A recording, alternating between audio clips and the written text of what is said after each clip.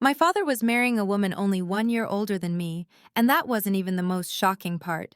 I'm Emma Davis, 32, and what happened at my dad's wedding left 200 guests speechless when a lawyer walked in with evidence that made the bride collapse in her designer gown. Before I share this incredible story of family betrayal, legal justice, and the moment my stepmother's $2 million secret was exposed, please take a moment to like and subscribe, but only if you truly enjoy this story. Where are you watching from? Drop your location and time below. I love connecting with viewers who understand that sometimes protecting family means standing up to family. 3 months earlier, Dad had called with the wonderful news about Madeline Foster, a woman who would systematically try to erase my late mother's memory and steal everything our family had built. 3 months ago, my father called me with news that shattered our already fragile family dynamic. "Emma, I have something wonderful to tell you," he said, his voice carrying an excitement I hadn't heard since before Mom's death. "I'm getting married." My dad, Robert Davis, is 58 years old and owns one of the most successful real estate firms in Connecticut. Since losing Mom to cancer 3 years ago, he'd thrown himself into work, barely surfacing for family dinners or holidays. So when he mentioned dating someone, I was cautiously optimistic. Maybe this would help him heal. Then I met Madeline Foster. She was 33, just 1 year older than me, 25 years younger than Dad. Stunning, I'll give her that. Platinum blonde hair, designer everything, and a smile that never quite reached her eyes. But what disturbed me most wasn't the age gap. It was how systematically she began erasing my mother's presence from our family home. First, it was small things. Mom's favorite orchids disappeared from the sunroom. "They attract bugs," Madeline explained sweetly. Then Mom's book collection vanished from the library. "We're modernizing," she said. The family photos came down next. "Robert needs to move forward, not live in the past." Dad seemed oblivious, lost in what my brother James called the fog. Every concern we raised was met with the same response. "Madeline makes me happy. Can't you be happy for me?" But here's what really set off my alarm bells. Something I discovered by accident when Madeline left her phone unlocked at dinner. A text popped up from someone named Derek. "How long until the old man changes the will?" Her response? "Working on it. His kids are the only obstacle." But what I discovered about her first marriage would change everything. Madeline's manipulation was masterful, I'll give her that. She didn't attack us directly. That would have been too obvious. Instead, she positioned herself as Dad's protector, the caring younger wife shielding him from his demanding children. "Your father needs peace at his age, Emma," she'd say with practiced concern. "All this stress about family obligations? It's not good for his heart." There was no heart condition. Dad was healthier than men half his age, but suddenly our weekly family dinners were canceled. "Doctor's orders," Madeline would text. "He needs rest." My brother James, 35, and typically Switzerland in family conflicts, started noticing it too. His calls to Dad went unanswered. When he'd drop by the house, Madeline would meet him at the door. "Robert's napping." "Robert's in a meeting." Always Robert now, never Dad. She controlled his calendar like a military operation. "Golf with his buddies?" "Cancelled. We have couples yoga." "His monthly poker game?" "That smoke-filled room isn't healthy." Even his standing lunch with his sister Patricia was mysteriously double-booked every week. But the financial control was the most alarming. Dad's longtime accountant, who'd worked with our family for 20 years, was suddenly replaced by Madeline's friend, who was more modern in his approach. The family financial advisor? Also replaced. The pattern was clear. Anyone who knew our family's history was being systematically removed. "She's isolating him," James said during one of our emergency coffee meetings. "It's textbook." "But what can we do?" I asked. "Every time we bring it up, we look like the jealous children who can't accept Dad moving on." James stirred his coffee thoughtfully. "Maybe we need to know more about who Madeline Foster really is." That decision would lead us down a path none of us expected. The real wake-up call came when Dad's longtime attorney Harold Morrison called me directly, something he'd never done before. "Emma, I can't discuss specifics due to client confidentiality," he said carefully, "but I want you to know that your father has scheduled an appointment to make significant changes to his estate planning. I've advised him to include you and James in these discussions, but—" He paused. "Mrs. Foster feels it would be too stressful for him." My blood ran cold. Dad's estate wasn't just about money, though the real estate firm was worth over $50 million. It was about Mom's legacy, too.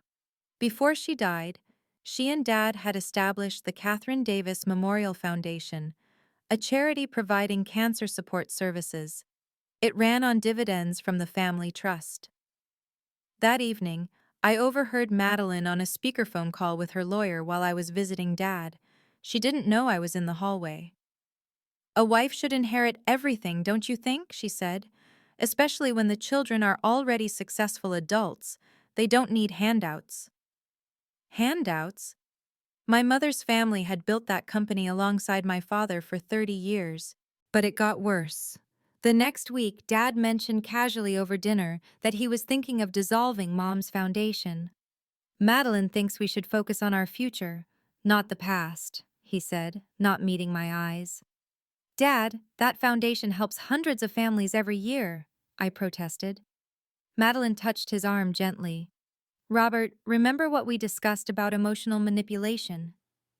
The way my father looked at me then, like I was some stranger trying to take advantage of him, broke my heart. But it also lit a fire in me. Harold Morrison suddenly became unreachable after that meeting. His secretary said he was on an unexpected sabbatical. The timing wasn't coincidental. The isolation was killing me slowly. Dad, who used to call me every morning just to say hello, now took days to return my texts. When he did respond, the messages felt scripted, formal. "Emma, I'm well. Hope you are too. Robert." Robert. Not Dad. Not even love Dad. Just Robert. "He's pulling away from everyone," Aunt Patricia told me over lunch. "Last week was his 58th birthday. Madeline threw a party, didn't invite any family, said we'd make him anxious." The breaking point came when I drove to the house unannounced, desperate to see my father. Madeline answered the door in designer loungewear, her expression shifting from surprise to calculation in seconds. "Emma, you should call before coming over." "This is still my childhood home," I said quietly. "Was," she corrected. "Things change. Your father needs boundaries." Behind her, I saw Dad in his study. He looked up, and for a moment, I saw the father I knew, warm, loving. Then Madeline called out, "Robert, you have that conference call, remember?" He looked confused but nodded, disappearing upstairs. There was no conference call. We both knew it. That night, I made a decision. I called Margaret Smith, my mother's best friend, and one of the most respected family lawyers in the state. Margaret had been at every birthday, every graduation, every milestone of my life. "Aunt Margaret," I said, using my childhood name for her, "I need your help. Something's very wrong with Dad's new fiancée." "Emma, darling," she said, her voice immediately concerned, "tell me everything." After I explained the situation, there was a long pause. Then Margaret said something that changed everything. "The name Madeline Foster sounds familiar. Give me a few days to check something." That's when I made the call that would change everything. If you've ever dealt with toxic family dynamics, you know how isolating it feels when someone turns your own parent against you. But sometimes, the truth has a way of surfacing at the perfect moment. Hit that like button if you believe in karma, and subscribe for more stories about standing up for what's right. Your support means everything. Now, let me tell you what Margaret discovered about Madeline's past. Margaret called me back 3 days later, and her voice had an edge I'd never heard before. "Emma, you need to come to my office immediately and bring James." When we arrived, Margaret had a folder on her desk that would change everything. She looked at us both seriously before speaking. 5 years ago, I represented an elderly woman named Eleanor Foster in a financial abuse case. Foster, That was her son Thomas's last name. His wife at the time was named Madeline. My heart started racing. The same Madeline. Margaret pulled out a photograph from the case file. It was her. Younger, different hair color, but definitely Madeline. Eleanor had early-stage Alzheimer's, Margaret continued. Her daughter-in-law, Madeline, convinced Thomas to give her power of attorney over Eleanor's accounts, supposedly to help manage her care. Instead, Madeline forged Thomas's signature on property transfer documents, trying to move $3 million worth of Eleanor's real estate into her own name. James leaned forward. She forged signatures? Multiple times. We caught her because she got greedy, tried to sell one of the properties before the divorce was even filed. The buyer's attorney noticed discrepancies in the paperwork and alerted us. I felt sick. What happened to her? She agreed to return everything to avoid criminal charges. Thomas divorced her immediately. Eleanor's family got a restraining order. Margaret paused. Emma, your father needs to know this before the wedding. But we need more than my word. Madeline will claim it's a different person, mistaken identity, anything. So what do we do? Margaret smiled grimly. We need the court documents. Lucky for you, I know exactly where to find them. And Emma, I think I should attend your father's wedding as your +1. I tried calling Dad 17 times that week. Finally, on the 18th attempt, someone picked up, but it wasn't him. Robert's phone, Madeline answered sweetly. I need to speak with my father. He's resting, doctor's orders. Which doctor? I pressed. I'd like to call and check on his condition. A pause. You don't trust me? I don't know you, I said calmly. And you're controlling access to my father. Her voice turned cold. I'm protecting him from stress, from children who only call when they want something. I call because I love him. Love? She laughed. Where was that love when he was grieving alone for 3 years? The accusation stung because it held a grain of truth. We had all retreated into our own grief after Mom died. But that didn't give her the right to steal him from us now. I'll be at the wedding, I said firmly. You're not on the list. I'm his daughter. That doesn't mean you're welcome. We'll see about that. Emma, her voice turned artificially sweet again. I'm trying to be patient here. Your father is happy. Finally happy. Why can't you just accept that? Because happy people don't cut off their families. He's not cutting anyone off. He's establishing healthy boundaries. Boundaries you created. Boundaries he needs, she snapped, then caught herself. The wedding is intimate, family only. I am family. No, she said quietly. You're a reminder of his past, and Robert is focused on his future now. The line went dead. When I tried calling back, the number was blocked. James texted me an hour later. Just got disinvited from the wedding via email from Dad's account, but I doubt he wrote it. See you at the wedding, Madeline, I texted back. Margaret and I spent the next 2 weeks building an airtight case. This wasn't about revenge. It was about protecting my father from financial ruin and emotional manipulation. We need everything documented, Margaret explained, spreading papers across her conference table. The forged signatures from the Eleanor Foster case, the property transfer attempts, the divorce decree, all of it. She'd pulled the court records from Connecticut Superior Court. The evidence was damning. Madeline had attempted to transfer 3 properties worth $3.2 million total. The forensic handwriting expert's report was particularly brutal, deliberate and systematic forgery with intent to defraud. But how do we present this without looking like we're attacking her? I asked. Margaret smiled.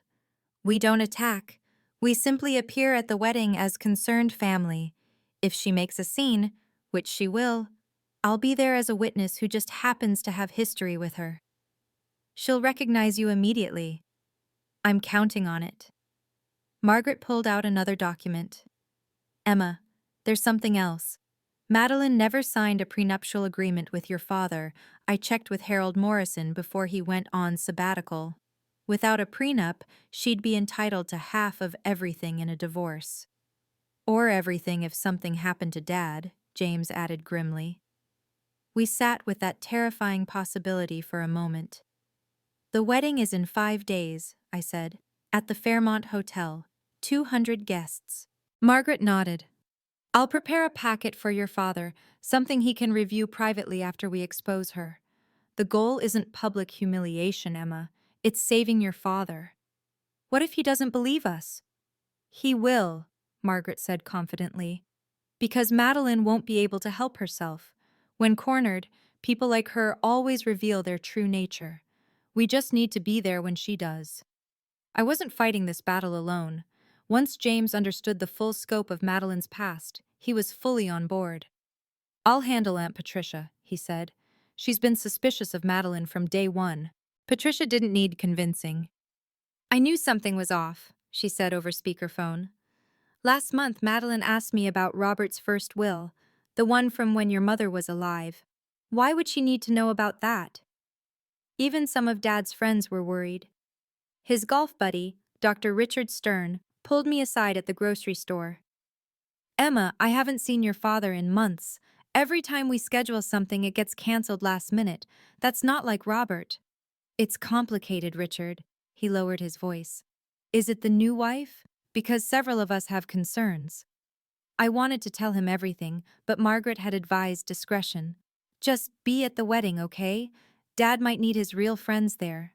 The hardest part was staying calm when I ran into Madeline at the wedding venue during what she thought was a private rehearsal. I'd gone to speak with the venue coordinator, Mom's cousin, who was horrified I hadn't been invited. What are you doing here? Madeline's voice was sharp. Just happened to be in the area, I lied smoothly. She studied me suspiciously. The wedding is tomorrow. Your father and I hope you've accepted our decision about the guest list. Of course, I said, matching her fake smile. I understand completely. You need to control who attends, especially given your history. Her eyes narrowed. What history? Oh, nothing specific. Just, everyone has a past, right? For the first time, I saw uncertainty flicker across her face. Good. Let her wonder what I knew. Margaret would arrive tomorrow as my unexpected guest. The Fairmont Hotel was spectacular. Madeline had spared no expense with Dad's money. White roses everywhere, crystal chandeliers, a string quartet playing Mozart. 200 of Connecticut's elite mingling in their finest attire. I arrived at 2 p.m., 30 minutes before the ceremony, wearing Mom's favorite pearl necklace and a conservative navy dress. Respectable, dignified. Exactly what the daughter of Robert Davis should wear to her father's wedding. Madeline intercepted me at the entrance, flanked by 2 security guards. She wore a $30,000 Vera Wang gown that probably cost more than most people's cars, but her face was twisted with rage. You were uninvited yesterday. Her voice carried across the foyer, causing heads to turn. I received no such communication, I replied calmly. I sent an email, a text. I even left a voicemail. I received nothing. Which was true. She'd sent them after blocking my number. By now, at least 50 guests were watching.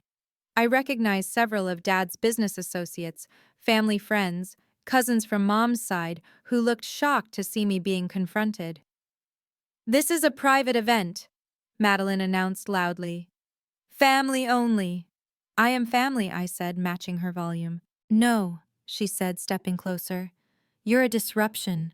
A toxic presence who refuses to let your father be happy. Gasps rippled through the growing crowd. Someone was recording on their phone. Where's my father? I asked. Getting ready for the happiest day of his life, without you. 200 guests were now witnessing this. Perfect. Security, Madeline commanded. Please escort Miss Davis out. As the guard stepped forward, I remained perfectly still. I'll leave, I said clearly, so everyone could hear.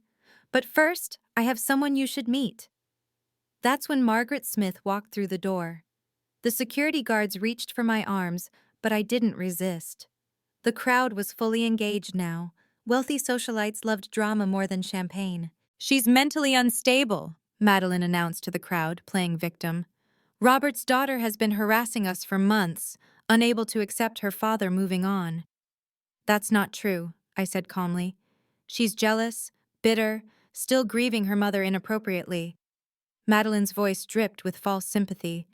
Robert had to cut contact for his own mental health.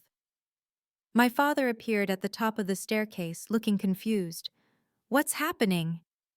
Nothing, darling, Madeline called up sweetly. Emma was just leaving. Dad looked at me, and for a moment, I saw conflict in his eyes. But then Madeline added, "Remember what Dr. Coleman said about toxic family dynamics?" There was no Dr. Coleman. But Dad nodded slowly, the fog returning.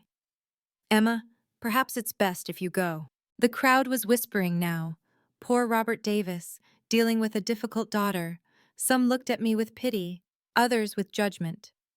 I heard someone whisper, "She should respect his wishes."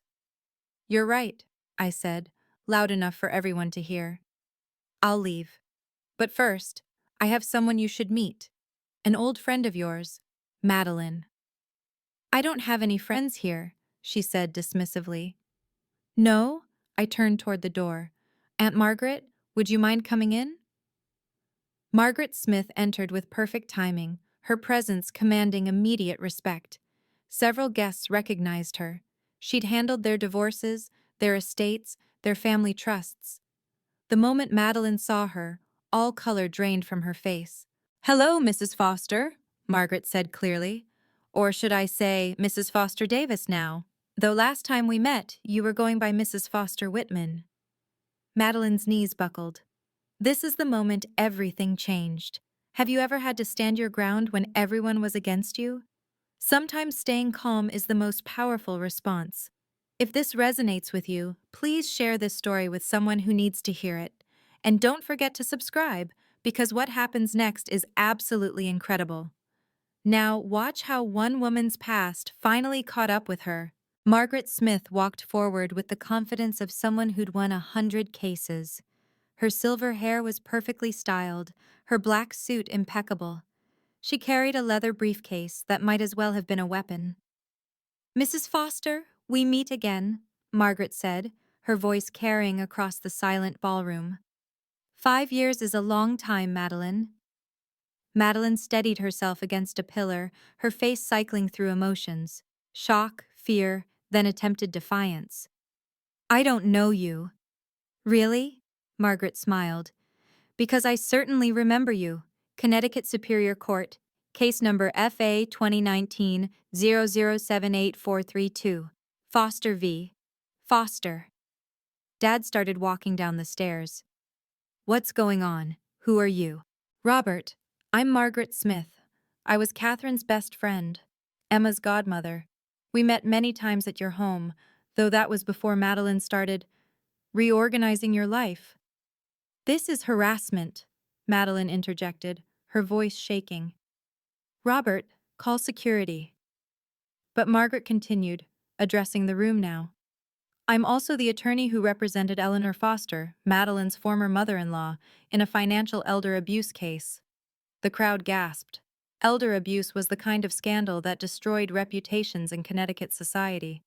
"That's a lie!" Madeline shrieked. "Is it?" Margaret opened her briefcase, pulling out a manila folder. "I have the court documents right here. Forged signatures, fraudulent property transfers, $3 million in attempted theft from a woman with Alzheimer's." "You're confusing me with someone else." Margaret pulled out a photograph. "This is you, isn't it? From the court proceedings? You wore the same Cartier watch you're wearing now." Madeline's hand instinctively went to her wrist. "Shall I continue, or would you prefer to have this conversation privately?" Margaret asked. The room was dead silent. 200 of Connecticut's most influential people were witnessing Madeline's past come back to haunt her. "I represented your ex-husband's mother, remember?" Margaret's voice was steady, professional. "Eleanor Foster, a lovely woman who trusted you to help manage her affairs when her memory started failing." "Stop," Madeline whispered. But Margaret wasn't finished. She pulled out document after document, holding them up for everyone to see. Forensic handwriting analysis confirming forged signatures, bank records showing unauthorized transfers, property deeds with falsified notarizations. Dad had reached the bottom of the stairs, his face pale. Madeline, what is she talking about? It's lies, Robert. She's trying to destroy us. Margaret turned to my father. Mr. Davis, your fiancé was married to Thomas Foster from 2017 to 2019. During that time, she systematically attempted to steal his mother's estate while the elderly woman was suffering from Alzheimer's. That's not, Madeline started. Would you like me to call Thomas? Margaret pulled out her phone. He's waiting in the lobby. He flew in from Boston when he heard you were getting married again. He wanted to warn your husband, Mr. Davis. The crowd was riveted. Several people were openly recording now. The divorce was sealed, Madeline cried out, then realized her mistake. Sealed divorces usually mean something to hide, someone in the crowd murmured. Margaret nodded. Yes, sealed to protect Eleanor's dignity, but the criminal investigation? That's public record. Case number CC 2019-4521. Anyone can look it up. Aunt Patricia stepped forward. Robert, you need to see this. She was holding her phone, showing him something on the screen. The court database. Madeline Foster's name. Criminal fraud investigation. 2 million in stolen assets recovered, Patricia read aloud. Defendant agreed to full restitution to avoid prosecution.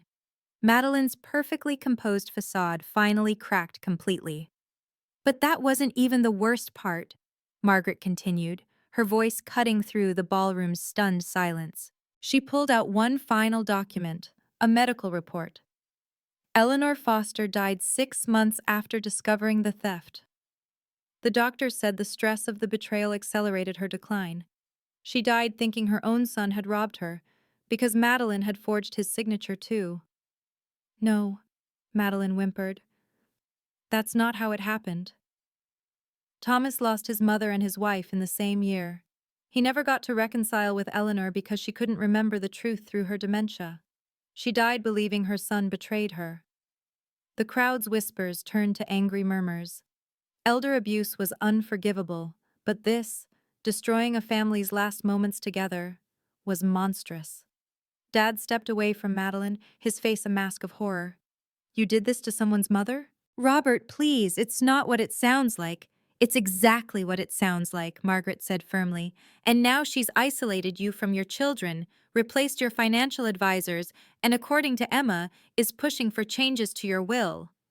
The same pattern, someone in the crowd said loudly. She's doing it again. Madeline's legs gave out. She collapsed onto the marble floor, her wedding dress pooling around her like spilled milk. But it wasn't a graceful faint. It was the complete collapse of someone whose carefully constructed lies had finally crumbled. Call an ambulance, someone suggested. She's faking, Aunt Patricia said coldly. I've seen her pull this before when confronted about the missing charity funds. What missing charity funds? Dad's voice was dangerous now. The wedding photographer was still taking pictures, documenting every moment. Tomorrow, this would be all over Connecticut society pages. But Margaret wasn't done yet. Dad stood frozen, staring at the documents Margaret had laid out on a nearby table. His hands shook as he picked up the forensic report. This is real? His voice was barely a whisper. Every word, Margaret confirmed. Robert, I'm sorry you had to find out this way, but your children tried to warn you privately. She blocked their access to you.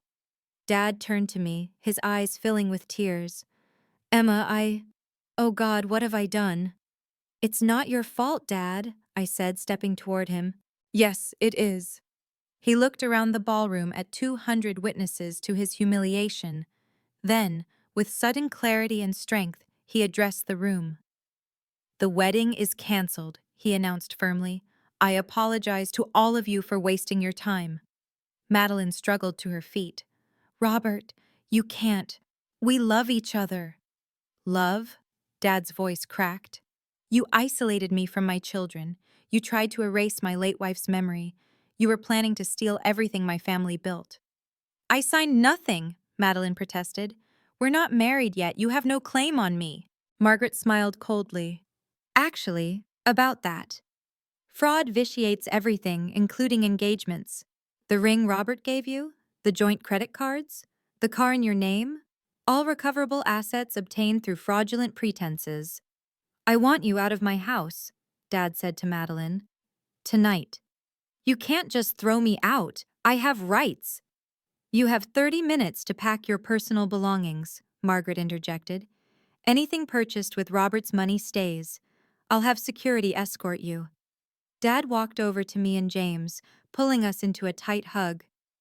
Emma, James, I'm so sorry. I should have listened. I should have trusted you. The crowd began to disperse, but everyone was talking, phones out, the scandal already spreading. While security escorted Madeline out, Margaret set up an impromptu legal consultation in the hotel's private dining room. Dad, James, Aunt Patricia and I sat around the table as Margaret laid out the immediate steps. First, we freeze all joint accounts, Margaret said efficiently. I've already called Judge Harrison. He's a friend. We'll have an emergency restraining order by tomorrow morning. Can she claim anything? Dad asked, still shaken. She can try, but she won't succeed. No valid marriage, no common law claim, and with the fraud evidence, she's lucky we're not pressing criminal charges. Why aren't we? James asked. We could, Margaret said. But that would mean a long trial, more publicity, more stress for your father. Sometimes the best victory is a clean break. Dad nodded slowly. What about the changes I was making to the will? All changes made under duress or through manipulation are legally void, Margaret assured him. Harold Morrison, your real attorney, never filed anything. He was concerned enough to delay processing despite the pressure. Harold knew? He suspected. That's why he went on sabbatical, to avoid being forced to make changes he knew were wrong. I pulled out my phone, showing Dad the text I'd screenshot. This is what she wrote to someone named Derek about your will. Dad read it, his jaw tightening. Derek is her personal trainer. They seemed very close. We'll investigate that too, Margaret made a note. For now, let's focus on immediate protection. I'm filing paperwork to restore the Catherine Davis Memorial Foundation to its full funding. Mom's foundation, James said softly. Your mother's legacy is safe, Margaret confirmed. And Robert, I strongly suggest therapy. What you've experienced is sophisticated emotional manipulation. It's not weakness to seek help processing it. Dad reached for my hand. Will you help me find someone? Of course, Dad. The wedding that didn't happen became the reunion our family desperately needed. As the vendors cleared away the elaborate decorations, our family gathered in the hotel bar, the same venue, but now for a very different purpose. I can't believe I was so blind, Dad said, nursing a scotch. She was a professional manipulator, Robert, Aunt Patricia said firmly. She knew exactly which buttons to push. James raised his beer. To Emma, who saved Dad from making the biggest mistake of his life. To Margaret, I corrected, who had the evidence to prove it. Margaret smiled. To family that doesn't give up on each other. As we talked, more truth emerged. Dad's golf buddies joined us, admitting they'd been worried for months. Dr. Richard Stern revealed Madeline had tried to convince Dad to skip his annual physical, probably to avoid the psychological evaluation that was standard for executives his age. She knew a psychiatrist would spot the manipulation, Margaret observed. Dad's phone buzzed. He looked at it and laughed bitterly. Madeline. She says she's pregnant. The table went silent. It's a lie, Margaret said calmly. Classic last-ditch manipulation. Demand a medical confirmation from an independent doctor. I guarantee she'll refuse or miscarry conveniently. She was right. Within an hour, Madeline texted that she'd lost the baby due to stress and threatened to sue for emotional damage. Forward everything to me, Margaret instructed. This actually helps our case, shows continued manipulation and false claims. By evening, something beautiful had happened. The failed wedding had become a family celebration. Mom's cousin, who managed the venue, refused to charge Dad for anything. Catherine would haunt me if I did, she said. We ended up using the reception hall anyway for our first real family dinner in months. Within a week, Madeline's house of cards completely collapsed. Margaret's investigation revealed she wasn't just a one-time con artist. This was her pattern. 3 victims in 10 years, Margaret reported at our follow-up meeting. All widowed or divorced men over 50, all wealthy, all isolated from their families within months of meeting her. The news spread through Connecticut's social circles like wildfire. The wedding photographer, it turned out, had captured everything, including Madeline's collapse, and sold the exclusive to the Hartford Courant Society page. The headline read, "Real estate mogul's wedding canceled after bride's criminal past exposed." Madeline tried to salvage her reputation by claiming she was the victim, even starting a GoFundMe for emotional trauma. It raised $12 before being reported as fraud and shut down. But the real justice came from Thomas Foster, her ex-husband. He'd been building a case with other victims for years. With our evidence added, they had enough for a class action lawsuit. She owes restitution to 7 families, Thomas told us over a conference call. Nearly $4 million in total. Madeline's assets were frozen. The luxury apartment she'd been renting with Dad's money? Evicted. The Mercedes Dad had leased for her? Repossessed. The designer wardrobe? Seized as evidence of fraudulent spending. Within 3 weeks, she'd fled Connecticut entirely. The last anyone heard, she was in Florida, working as a receptionist under her maiden name. But even that didn't last. Someone recognized her from the wedding photos that had gone viral in wealthy social circles. She can't run from the internet, James observed. Dad received letters from 2 other men she'd targeted, thanking him for exposing her. One wrote, "You saved me from proposing. I was 2 weeks away from making your mistake." Dad's journey to healing wasn't instant, but it was profound. He started seeing Dr. Sarah Coleman, a real therapist this time, specializing in manipulation and emotional abuse recovery. "I was the perfect target," he told me after his 3rd session. Wealthy, grieving, lonely, she studied me like a mark. "Dad, you were looking for love. That's not a weakness." "No, but ignoring my children's concerns was." He paused. "Your mother would be ashamed of me." "Mom would understand," I said firmly. "She'd be proud you're getting help." The therapy revealed how sophisticated Madeline's manipulation had been. She'd used techniques called love bombing and isolation, textbook narcissistic abuse patterns. She'd even researched Mom's death, using specific triggers to make Dad feel guilty about moving on too slowly, then too quickly, keeping him off balance. But from this pain came growth. Dad rejoined his golf club, reconnected with old friends, and most importantly, re-established family traditions. Sunday dinners returned. The annual trip to Mom's favorite beach happened again. The Catherine Davis Memorial Foundation not only survived but expanded. "I want to fund a program for elder financial abuse prevention," Dad announced at a board meeting. If Margaret hadn't known about Madeline's history with Eleanor Foster, I'd have lost everything. The program launched 6 months later. Its first seminar drew 200 attendees. Margaret was the keynote speaker. Dad even started dating again. Carefully, slowly, with full transparency. He introduced us to Linda, a widow his own age who ran a nonprofit. She insisted on meeting us before accepting a second date with him. "I want to make sure I'm not stepping on any toes," Linda said. "Family comes first." "Anyone who understands that is welcome here," I told her. Dad was learning. We all were. The experience transformed me professionally in ways I never expected. Standing up to Madeline with calm determination, managing crisis under public scrutiny, it all translated into unprecedented confidence at work. "Emma, that presentation was incredible," my CEO said after I'd pitched a controversial new marketing strategy. "You've really found your voice." I had. The Emma who could face down a manipulator in front of 200 people could certainly handle a boardroom. Within 3 months, I was promoted to Senior Director of Marketing. My approach had changed. I no longer avoided conflict or difficult conversations. I addressed problems directly, professionally, with the same calm I'd maintained at the wedding. But the real change was in how I helped others.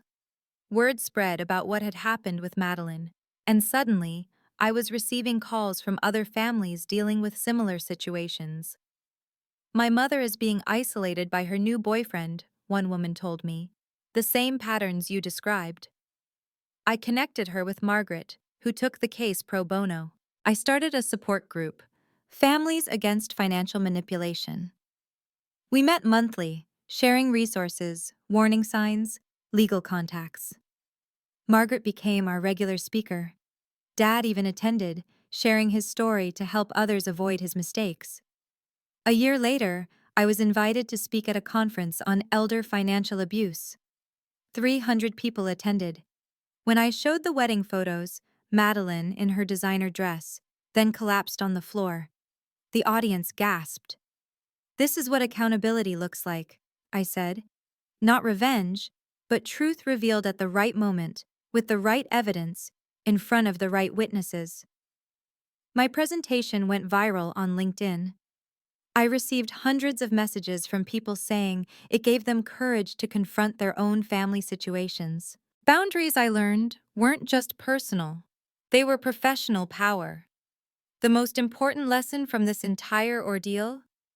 Documentation beats emotion every time.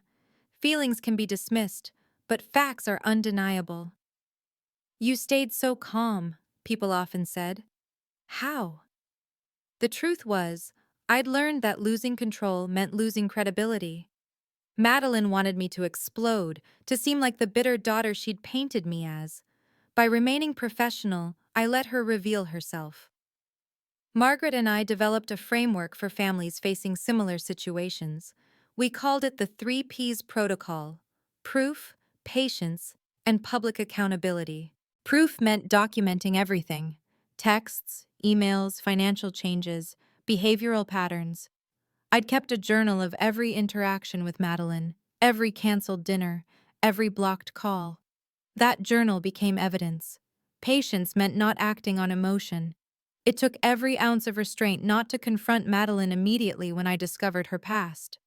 But waiting for the wedding, with all those witnesses, made the revelation impossible to deny or spin. Public accountability meant choosing the right moment for truth to surface, not through gossip or private accusations, but in a setting where denial was impossible and witnesses were plentiful. "Sometimes love means standing firm, not giving in," I told the support group. "Real love includes boundaries." Dad had these principles framed in his office: trust but verify, love but protect, forgive but remember. The experience also taught me about choosing battles. Not every manipulation deserved a public confrontation. Sometimes quiet legal action was better. Sometimes simply walking away was the answer. But when someone threatened to destroy your family's legacy and steal your father's future, that deserved the full response. "You didn't just save my finances," Dad told me. "You saved my dignity. You showed me I was worth fighting for." That, more than anything, made everything worth it.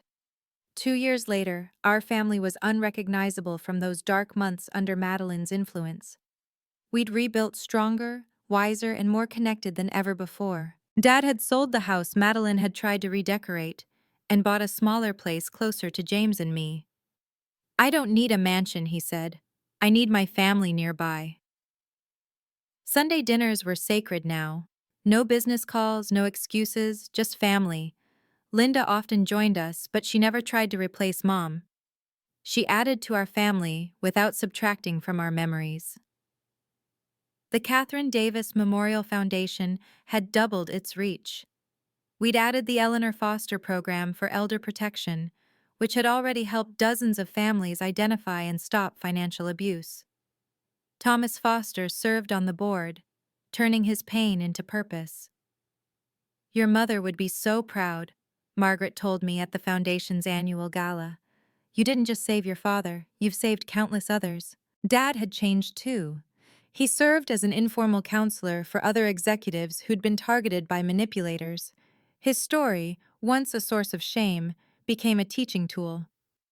Loneliness makes us vulnerable, he'd tell them. But isolation isn't protection. Connection is. James had started dating someone seriously, and he brought her to meet the family immediately. I learned from Dad's mistake, he said. Secrets and isolation are red flags. Even Aunt Patricia had changed, becoming less judgmental and more protective. She'd started what she called Patricia's Network, a group of society women who shared information about suspicious newcomers targeting wealthy widowers. We're not gossiping, she insisted. We're protecting. The family that Madeline had tried to destroy had become a fortress of support, not just for each other, but for our entire community. Looking back now, I'm grateful for that horrible day at the Fairmont Hotel. Not for the pain Madeline caused, but for what we discovered in its aftermath, that our family bonds were unbreakable when we stood together. The viral wedding photos still circulate occasionally, usually with headlines like, "Greatest wedding revenge ever." But it wasn't revenge, it was protection. It was love in action. It was a daughter refusing to let her father disappear into manipulation and isolation. Madeline? Last I heard, she was arrested in Arizona for attempting the same scheme with a retired judge. He'd seen our story online and recognized her tactics immediately. She's facing actual jail time now. Turned out Arizona doesn't seal fraud cases like Connecticut sometimes does. But this story isn't really about Madeline. It's about the power of speaking truth at the right moment, with the right proof, in front of the right people. It's about understanding that respect your elders doesn't mean enabling their exploitation. Sometimes, the most respectful thing you can do is stand firm against someone hurting them, even if they can't see it yet. My final advice: document everything. Trust your instincts. Don't let anyone isolate your loved ones. And remember, staying calm and professional in the face of manipulation isn't weakness. It's the ultimate strength. Respect is non-negotiable. Boundaries are essential. And family? Family is worth fighting for, even when they don't realize they need saving. If you've made it this far, you're probably dealing with something similar. You're not alone. You're not crazy. And you're not wrong for protecting the people you love. The truth always surfaces. Sometimes you just need to help it along. Have you ever had to set boundaries with family? What would you have done in my situation? Thank you for joining me on this journey. If you've ever faced family manipulation or had to stand up for your rights, you're not alone. Please share your story in the comments. Your experience might help someone else. Like this video if you believe in the power of truth, and subscribe for more stories about courage, boundaries, and justice. What boundaries have you had to set in your life?